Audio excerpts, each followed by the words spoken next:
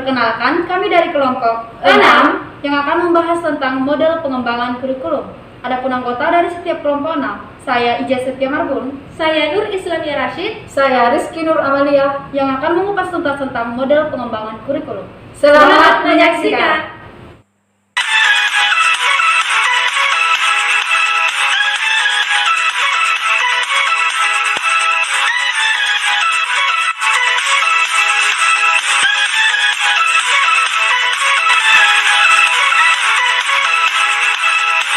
Assalamualaikum warahmatullahi wabarakatuh. Perkenalkan, kami dari kelompok 6 akan mempresentasikan hasil kerja kelompok kami, yaitu mengenai tentang model-model pengembangan kurikulum. Adapun anggota dari kelompok kami, yang pertama saya sendiri, Ija Setia Marbun, yang kedua ada Nur Islamia Rashid, dan yang ketiga yaitu saudari Rizky Nur Amalia. Adapun model pengembangan kurikulum yang saya bahas ada 3, yaitu yang pertama dari model Radcliffe Taylor, yang kedua Hilda Tabak, dan yang ketiga itu dari model Deka Wheeler. Baiklah, kita masuk ke dalam model pertama, yaitu model Ralph Taylor, di mana model ini berdasarkan kepada kebutuhan peserta didik, kebutuhan masyarakat, dan juga perkembangan interaksi yang ada. Karakteristik dari model ini yang merupakan kendalikan oleh tujuan yang sudah ada. Kita bisa lihat ada 3 poin di sini. Yang pertama yaitu ada yang namanya penyelesaian tugas secara linear atau menyeluruh. Yang kedua itu pada awal itu merupakan proses yang merupakan tujuan, dan selanjutnya yang merupakan pengembangan. Dan kita lihat poin yang terakhir yaitu tentang kemajuan yang bertahap. Baik, dalam mengembangkan suatu model pembelajaran harus melalui tahap-tahap yang harus dikembangkan. Adapun tahap yang saya ambil dalam model perkembangan ini ada melalui 4 tahap. Yang pertama kita bisa lihat harus ditemukannya tujuan pendidikan. Yang kedua, pembentukan proses pembelajaran. Yang ketiga, organisasi belajar yang ditentukan. Dan yang terakhir, saya ambil yaitu tentang evaluasi pembelajaran. Dalam suatu model, itu tidak terlepas dari yang namanya kelebihan dan kelemahan. Adapun untuk kelebihannya, yaitu sifatnya yang menyeluruh secara sistematis dan fokusnya berada pada perencanaan tujuan. Jadi, dalam model ini sangat-sangat rasional. Adapun kelemahannya yang bisa kita ambil yaitu pengorganisasian isi dari materi itu tidak dikelola secara jelas, sehingga timbul pemahaman yang berbeda dari setiap pemahaman peserta didik, sehingga karena kurang jelasnya hakikat pembelajarannya, karena memungkinkan itu kadang seseorang itu pendidik akan sulit karena tujuan itu yang dirumuskan itu sulit selalu atau berada di luar dari kendali. Selanjutnya model kedua yaitu model Hilda Tabak. Karakteristik utama dari model ini ditekankan kepada perhatian guru dan juga guru sebagai inovator utama dan juga sebagai motivator. Dalam pengembangan model ini selalu ada yang namanya langkah-langkah. Kita bisa lihat ada 7 langkah yang harus kita perhatikan dalam model pengembangan ini. Yang pertama, harus ada yang namanya diagnosis kebutuhan terhadap kebutuhan, yang mana kita harus melihat perbedaan setiap latar belakang peserta didik. Karena kita tahu peserta didik itu memiliki latar belakang yang berbeda-beda. Yang kedua, perumusan tujuan pendidikan. Ini menjadi tahap kedua setelah kita mengetahui latar belakang peserta didik. Yang ketiga, penyeleksian isi. Yang keempat, organisasi isi. Yang kelima, yaitu pengalaman belajar yang sudah diseleksi. Yang keenam, organisasinya. Dan yang ketujuh, tentang apa yang harus dievaluasi. Jika kita lihat model ini, pasti kita kepikiran untuk yang namanya kelebihan dan kelemahan dari model ini. Adapun kelebihan yang saya ambil, yang mana dalam model ini kreativitas itu sangat-sangat tercipta bagi peserta didik. Karena apa? Kegiatan belajar itu disesuaikan dengan kesanggupan setiap siswa. Untuk kekurangannya sendiri, yaitu karena berada pada waktu yang cukup lama. Dan evaluasi itu menjadi salah satu cara untuk mempersingkat. Dan yang paling lama, yaitu yang pakai labeling. Model terakhir yang saya bawa yaitu model Deka Wheeler. Dalam model ini karakteristiknya yaitu falsafah yang berbentuk berkala, yang artinya proses pembelajarannya itu menyeluruh atau saling berkaitan. Jadi seperti lingkaran, tidak ada ujung dan harus saling berkaitan dan menyeluruh. Jika kita lihat dalam model ini, langkah-langkah yang harus kita lihat ada 3. Yang pertama, untuk tujuan umum yaitu praktis. Yang kedua, yaitu tujuan khusus, yang mana ketercapaian yang mudah diukur. Yang kedua, kita bisa melihat tentang penentuan pengalaman belajar dari siswa kita agar apa tercapainya tujuan belajar dengan lingkungan sekitar. Yang ketiga, selalu ada penentuan isi dengan materi yang mana harus sejalan dengan pengalaman pembelajaran dari peserta didik itu sendiri. Pengalaman belajar itu menjadi hal dasar yang dijadikan acuan agar pembelajaran itu merasa lebih konkret atau lebih nyata kepada peserta didik. Oh, ada dua lagi poinnya. Yang keempat, kita bisa melihat pengorganisasian ataupun penyentuhan isi materi dengan pengalaman agar mana terjadi suatu interaksi timbal balik. Jadi ada hubungan timbal balik antara peserta dan juga guru. Yang kelima, selalu itu ditekankan kepada evaluasi pengembangan pada tujuan pendidikan itu sendiri. Jika kita lihat dari model-model sebelumnya juga selalu ada yang namanya kelebihan dan kelemahan. Untuk kelebihannya ini sendiri, yang mana kematangannya yang bersifat objektivitas, yang mana objektivitas di sini yang berarti sesuai dengan keberadaan yang terjadi atau sesuai dengan yang sebenarnya. Situasinya itu yang harus logis dengan analisis sebagai titik awal. Untuk kelemahannya, yang mana itu dalam pengimplementasiannya dan wajahnya yang bersifat logistik. Karena saking logistiknya, jadi kadang-kadang guru sulit untuk mengaplikasikan dari model ini.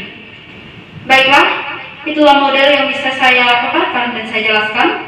Selanjutnya akan dibawakan oleh teman kita yaitu Nur Islamiyah Rashid. Kepadanya saya persilakan. Terima kasih atas kesempatannya.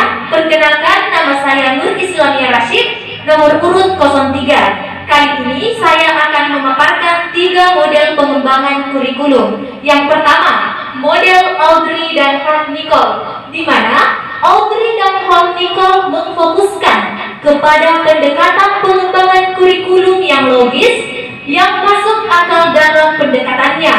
Kemudian, Audrey dan Hart-Nichols menjelaskan kembali metodenya, Tyler, Taba, Weller, bahwasanya pendekatan ini lebih menekankan bentuk kurikulum yang berbentuk lingkaran. Selanjutnya, menurut Audrey dan Hart-Nichols, terdapat 5 alur tahapan yang harus dilalui di dalam proses pengembangan secara berkelanjutan. Hidayanti 2018 diantaranya. Yang pertama, analisis kondisi. Yang kedua, penentuan tujuan. Yang ketiga, penentuan mengorganisasi isi. Yang keempat, penetapan juga mengorganisasi metode dan evaluasi.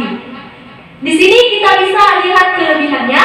Yang pertama, mempunyai struktur logika kurikulum yang dikembangkan. Yang kedua, memakai situational analisis untuk dijadikan awalan agar bisa dijadikan sebagai dasar data demi ketercapaian keefektifan tujuan yang telah dikembangkan. Selanjutnya itu memandang beberapa komponen kurikulum pusat yang selanjutnya dapat mengerjakan kondisi yang baru dan memiliki dampak untuk beraksi terhadap perubahan-perubahan kondisi yang dihadapinya.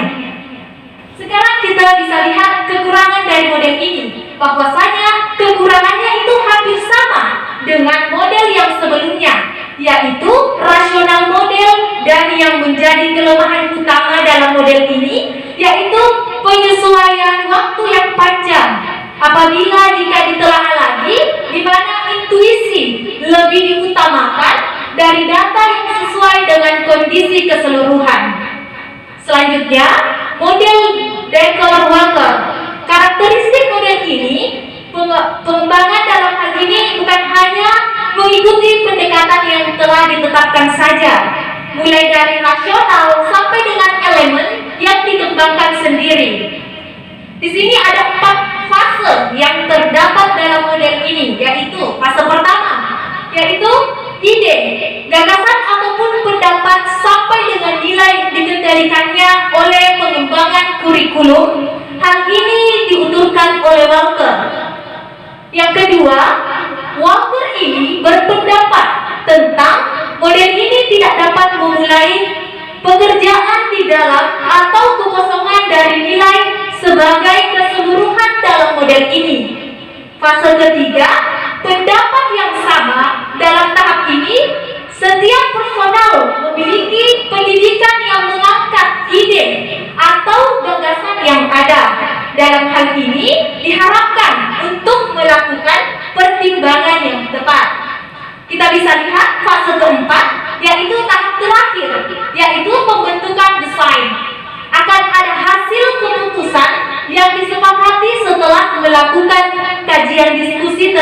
dan perorangan untuk hasil akhir yang kemudian menjadi data yang menjadi suatu materi yang lebih detail. Selanjutnya itu model Dynamic Multi Skill Bag. Karakteristik dari model ini adalah dapat digunakan pada guru yang dapat mengurangi suatu kurikulum yang cocok dengan kebutuhan yang ada di sekolah. Adapun tahap-tahapnya, yang pertama kita bisa lihat analisis kondisi. Yang kedua, tujuan yang diformulasikan. Yang ketiga, program yang ditentukan. Yang keempat, pengaplikasian dan interpretasi. Yang kelima, monitoring atau umpan balik, dan rekonstruksi. Adapun kelebihan dan kelemahan model Dynamic Local Skill Bag. Kelebihan dinamik ini yaitu yang pertama, memiliki suatu saluran yang lebih elastis di dalam mengembangkan suatu kurikulum dari satu aspek seorang guru atau tenaga pendidik yang mempunyai suatu kewajiban yang berkelebihan. Yang kedua, di dalam mengembangkan ini agar bebas dan akan menjadi kreatif dan tidak dituliskan suatu tujuan-tujuan di dalamnya yang bersifat tingkah laku. Adapun kita bisa lihat di sini kelemahan dari model ini. Yang pertama, di dalam pelaksanaannya sudah cukup membingungkan karena pendekatan ini tidak sistematis agar dapat muncul suatu hasil yang memuaskan. Yang kedua, kita bisa lihat kelemahannya itu dalam bidang pengembangan dan juga arahan petunjuk yang dijadikan pembangunan atau sebagai objektivitas. Yang ketiga, dalam hal ini penyusunan yang kurang logis dan efisien. Selanjutnya saya akan serahkan kepada pemateri ketiga yaitu Rizky Nur Amalia. Terima kasih. Perkenalkan, nama saya Rizky Nur Amalia dengan nomor urut 23. Di sini saya akan memaparkan materi model-model pengembangan kurikulum. Yang pertama, model Saylor, Alexander, dan Lewis. Adapun karakteristik dari model ini adalah untuk mencari lebih detail bagaimana konsep dan perencanaan kurikulum itu sendiri, khususnya bagi siswa. Adapun langkah-langkahnya yaitu yang pertama, perumusan tujuan objektivitas. Yang kedua, perencanaan kurikulum. Yang ketiga, implementasi kurikulum. Yang keempat, evaluasi kurikulum. Adapun kelebihan dan kelemahan dari model Saylor, Alexander, dan Lewis.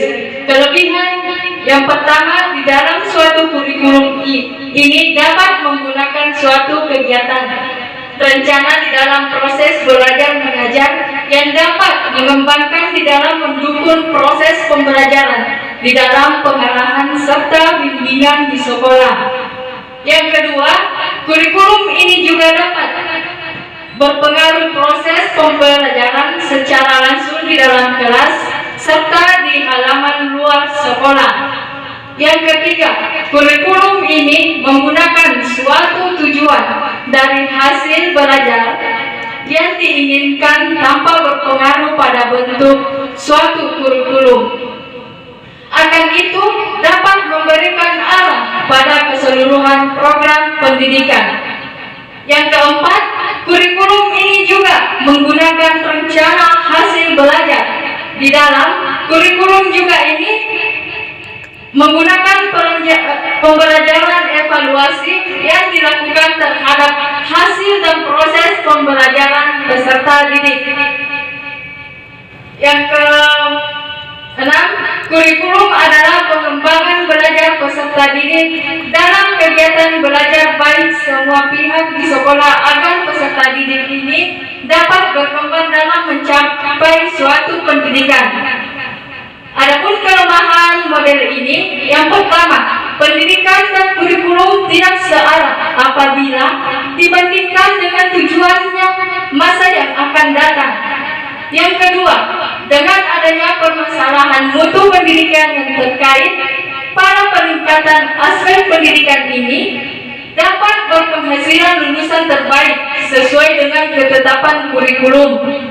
Yang ketiga, terletak ketidakseimbangan sesuai dengan terlaksananya pembelajaran dengan penggunaan kurikulum tertera yang bertautan pada usaha memanfaatkan kemungkinan saat sistem pembelajaran. Selanjutnya, model integrated kurikulum. Pembelajaran terpadu ini dapat disatukan dengan topik dengan pembelajaran yang telah dibahas dan dikaitkan dari berbagai sudut pandang agar siswa dapat memahaminya secara menyeluruh.